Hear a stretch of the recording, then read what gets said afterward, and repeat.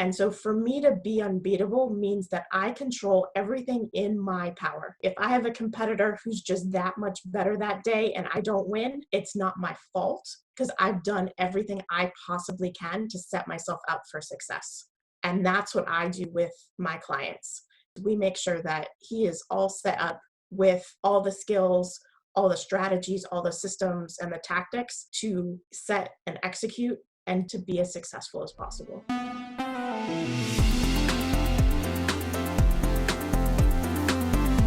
This is another episode of the Automate and Grow podcast. My guest today is world record holder Sue Priver, and she doesn't like this term, but the coach of the Be Unbeatable program. Sue, thanks for joining me today. Thank you for having me. I'm really excited to be here. No problem.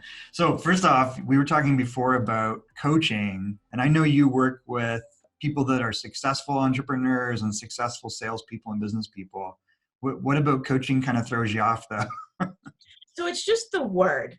Yeah. So I'm very particular in language, and a lot of people out there are calling themselves coaches, and all they're doing is teaching people what they've already done and have people follow in their footsteps. That's more mentorship and guidance. That's not what I consider a true coach. Okay. A true coach really looks at someone, really sees them, sees their skill set, their gifts and talents, and helps them utilize that to the best of their ability and not just emulate what, personally I've done or my direction. It's I work with the other people and, really in a one-on-one focus session to find out more about him and how to really utilize his skills, talents, and gifts in this world.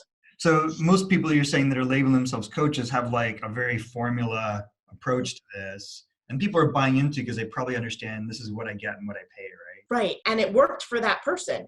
Right. Yeah. I mean, you're not necessarily have the same skills, gifts, and talents, and it may not work for you. And it's not that it's the system's broken. It's just not the right fit for you. Yeah, it's funny you say that because like I think I've bought programs where I wanted to like kind of learn how someone else is doing it, but I always have a hard time just modeling what someone else is doing and just doing what they tell me. I don't think that's my gift, is following direction.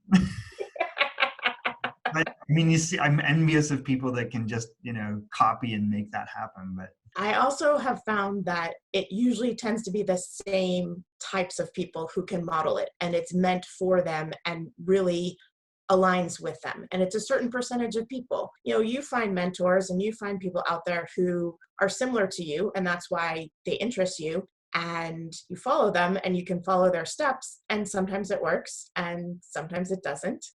It also depends on your mindset and your mental strength. And if you're procrastinating or getting in your own way, you could have all the tools and the steps for implementation, but not able to implement it yourself. yeah, that makes sense. So I think everybody wants like a magic pill or bullet to make things work.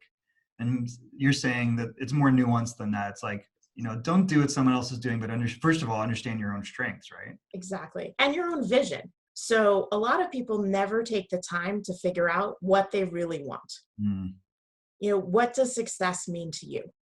How do you know when you actually get it? And so you can achieve business success to a certain level, sort of randomly. You try different things that other people have done. Some work, some don't work. And you really put together systems that work to a certain level. And then you get to the point where I want that next level of success. I really want to either grow my business, start something new. Totally depends on where you are in life and where you've gotten to. Sometimes you don't know what that next thing is. And that's when I really can help you figure out what's important to you and who are you? Have you ever taken that time to figure out not what everybody else expects of you, what you grew up in your family thinking you would do, earning enough money for security for you, and if you have a family, for them as well, and to leave enough financial resources for a legacy. But beyond the financial, what's really important to you? Are you spending your time in that way? Have you even taken the time to figure this out? Most people haven't. So they don't really take the time to really even figure that. So, how much of what you're saying is informed by the fact that you're a world record holding power lifter. Like, is because I think I feel like athletics has a formula, and it's not just like winning at the. I mean, that's nice. Like we got to win, but not everybody So, wins, right? So, so it's actually two different pieces to that. So I have deadlifted 418 pounds, and for the international people, it's 190 kilo. And that takes a lot. It takes full mind, body, and spirit attention. And so I taught myself in the gym how to be fully present, utilizing all of my strengths, literal and figurative. So, mental strength, physical strength, emotional strength, and spiritual strength to be able to accomplish what I want to accomplish in competition. I'm a midlife accidental athlete. I didn't touch a barbell until 37. oh wow, okay. So yeah, so I've been lifting for a number of years now, and I've gone through my ebbs and flows of getting ready for a competition, excuse me, going all in, figuring everything out for energy management of food and sleep and training and recovery, and then really hitting all the numbers that I wanted at the competition, and then falling into a slump because I didn't have a next goal. I didn't know what that next level of success was. I had some pie in the sky dreams, but they were so far out there that I didn't have steps to get to them. And so now I've gone through that and figured out that that doesn't work and that's not motivating. And then it's what's that in between where it's still big and overwhelming a little bit, but Hmm. it's still real. It's so interesting you said that because I was at an event and there was one of the speakers. This is like an influencer dinner that happens. And it's kind of, people are invited to it. And the one speaker, they don't tell you who they are, and they kind of talk, and then you figure it out, you guess, right? And then they tell their story. And this person, she won 2 medals at the Olympics in rowing.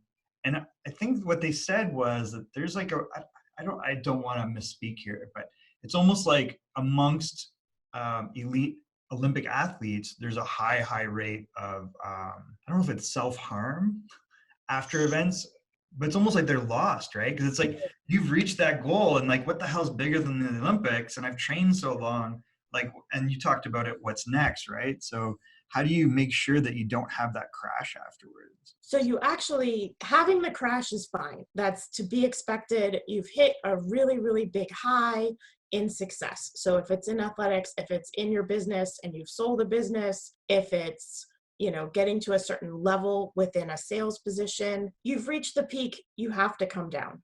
It's what do you do during the come down and how long do you stay there? So nature goes up and it goes down, and those are the flows, and that's the regular rhythm. But then it's how long do you coast? How long are you kind of bored? Mm. How long do you wait for that next thing to really get you and really motivate you to start moving forward again? So you need that rest and recovery and a little bit of downtime.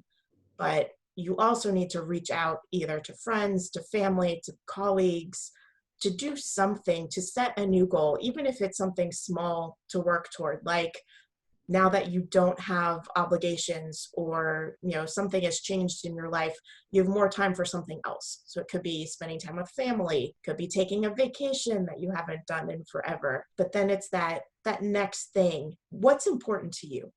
And that's for me is what drives purpose-based discipline. So it's having that discipline to keep moving forward to your goals, even when you don't want to. There are days that I pull up into the gym parking lot and I'm like, man, I hurt. I hurt. I don't want to go in there. It's going to be a sucky training day. And then it's, why am I doing this? Why is this important to me? What's going on? How can I refocus, get through whatever's going on, be it something completely unrelated to the gym, could be something happening in my personal life that Right. I just need to set aside and say, these next 2 hours are for me, for training, and this is why it's important to me. So reconnecting to that kind of North Star, that purpose is helpful. Um, it, And I think you kind of hit on the head. There is a risk, obviously. It's like you've accomplished a big goal and then you're done. And it's like you can have a smaller goal after, but I think there's an issue with like dopamine, right? It's like the high is a big deal. Like it's like a drug in a way, like, and I think a lot of people are then trying, it's like, trying to chase that feeling again, right? And it's like, well, what's the next big thing? And I think that's probably how we evolve as a species, is we're never satisfied. But it's also a risk, right? That to your point, you get stuck in a trough and you're like, you dwell on the past instead of thinking of something that's giving yourself permission for the downtime is probably a big thing, is what you're talking about. Absolutely. I mean, I'm driven, I'm ambitious. I don't spend enough time in recovery. So, for all the geeky people out there, if you think of a sine wave, so it's something that goes like this. Right. For all the really high expenditure times when you're really burning the midnight oil and really pushing and doing a lot, you need to recover. Your body needs it, your brain needs it, everything about you needs that recovery. And I don't mean days, weeks, whatever, but needs to be built into your schedule, like meditation or um, reading and learning, things that don't require as much energy output. That makes sense. So in your work with, with people that you've worked with, like in the Be Unbeatable program, which I really like the name. Well, I guess first of all, like, how did you come up with that? Like, what does it mean to be unbeatable? Sure. So, about 2 years into my lifting career, I took the platform in front of hundreds of people, including close friends and family, and of course, my coach. And I bombed out, meaning disqualified. None of my squats counted, Oh, and wow. each one got worse and worse and worse. So um, I was humiliated, Yeah. just completely mortified. That had nothing to do with the weight on the bar. It was complete mental breakdown. And for various reasons, I was given the opportunity to then deadlift, which was the third event, and do that as deadlift only, as opposed to getting all three events in that day. So, of course, I said yes. And I was like, I don't know how the heck I'm going to get this and get my brain straight and get everything reorganized so that I can be successful.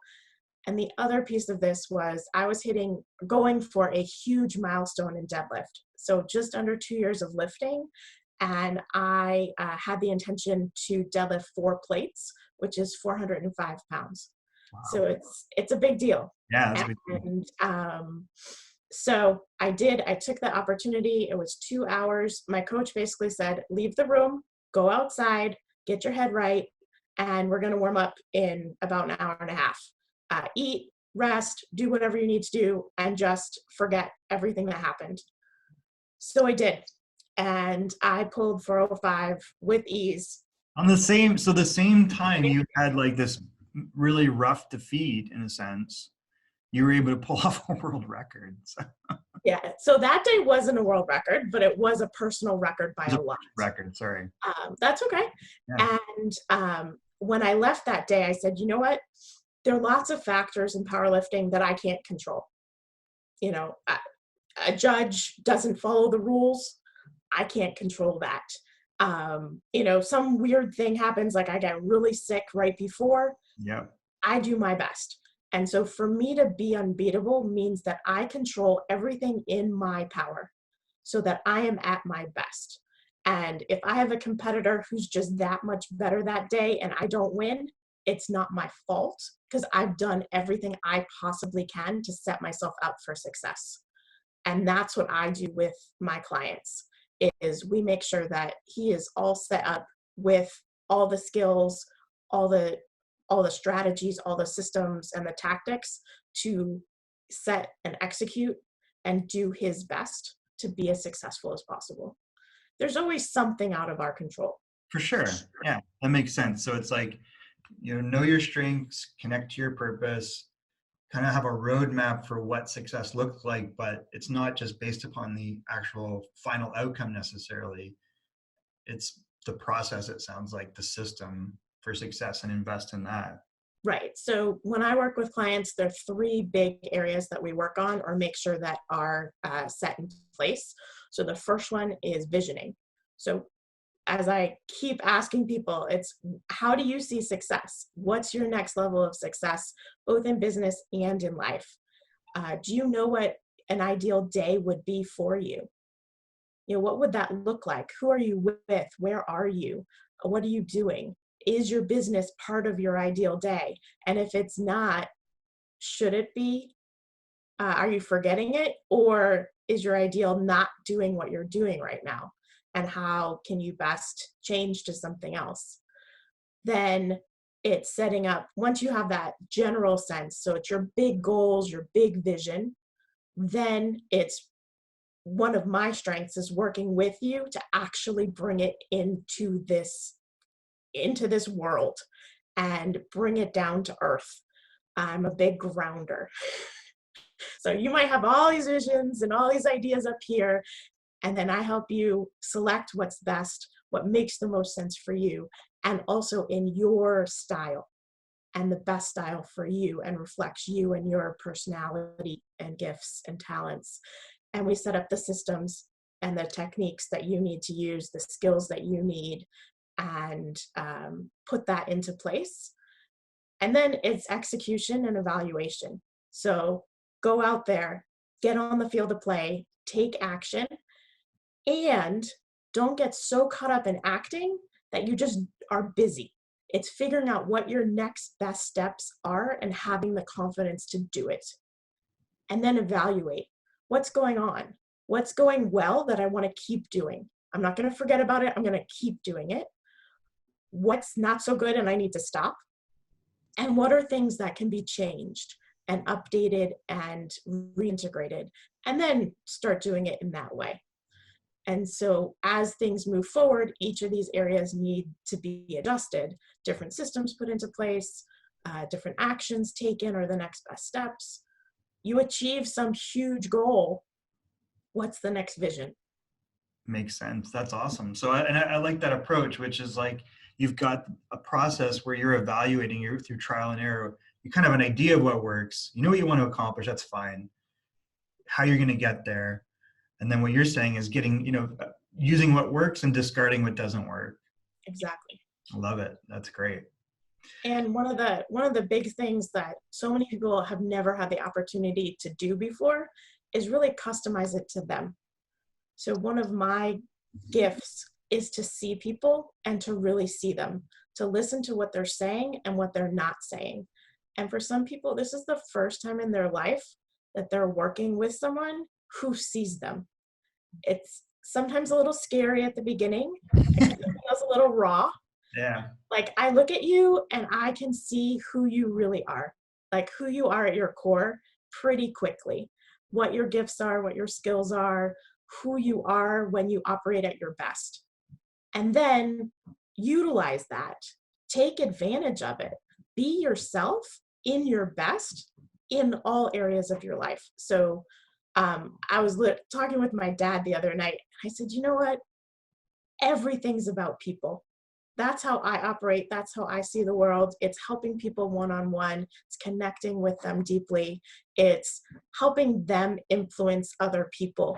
That's what sales is all about. It's commissions that are financial, that are not financial. Every time we interact with people, we're either being influenced and or influencing them. And it's a back and forth. And the more you can use who you truly are and your gifts and skills, then the better you are operating in the world. Awesome. I love it. Well, Sue, I appreciate the time that you spent with me. I want to be conscious of your time. Thank you. Is there anything we haven't touched on that you want to touch on or share with people? So one thing that I am offering right now is to your audience, and really appreciate everybody who has listened this far. And I want to offer them a free Be Unbeatable strategy session. Oh. And in this session, there are three main things that we do. So we create a crystal clear vision of what your ultimate success is in business and in life. We also kind of get into that mental strength and mindset and uncover anything that may be a hidden blind spot for you and sabotaging your ability to be at your best. Then I really want you to leave this session ready to take action so that you're re-energized and inspired to really go after your goals and have a great life. Awesome. Okay, so that's a great offer. So we'll make sure we put details on that in the show notes. Exactly. Sue, I'm going to wrap up with two questions. One is, how are you, Sue, changing the world? So I work with people who have a huge impact on the world. So I connect with them deeply, and then that person then has a even bigger impact on the world after working with me. So it's sort of that ripple effect. I love it. That's great. That's totally valid. Final question is, when we have interesting people on the show, we want you to nominate other interesting people. So we usually talk to experts or entrepreneurs. We talk about either their entrepreneurial journey or an area of expertise that can help people to either automate or grow or have daily growth in their business and life. So who would you, Sue, like to introduce us to that would be a great guest on Automate and Grow? That is a really good question. First name is usually the best name. Yeah.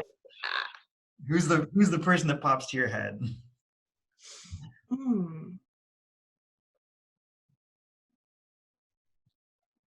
So I was just working with a performance coach last month. Okay. His name is Todd Herman.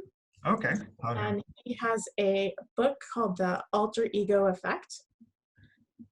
Came out a year ago, and his children's book, which I cannot think of the name of, but it's on that same theme, came out a couple weeks ago. Oh, great. Okay. And he is an amazing peak performance coach. Oh, I love it. Okay, so Todd Herman, author of Alter Ego Effect and an unnamed children's book. Maybe it has a name, we just don't know it. You've been nominated to be a future guest on the Automate and Grow podcast. Sue, I want to thank you for your time. I appreciate you joining me. Thank you. And want to just thank everybody for listening and hopefully have gotten at least one golden nugget out of today. And a bunch of them probably, so. This has been another episode of the Automate and Grow podcast. We will see you on a future episode of Automate and Grow.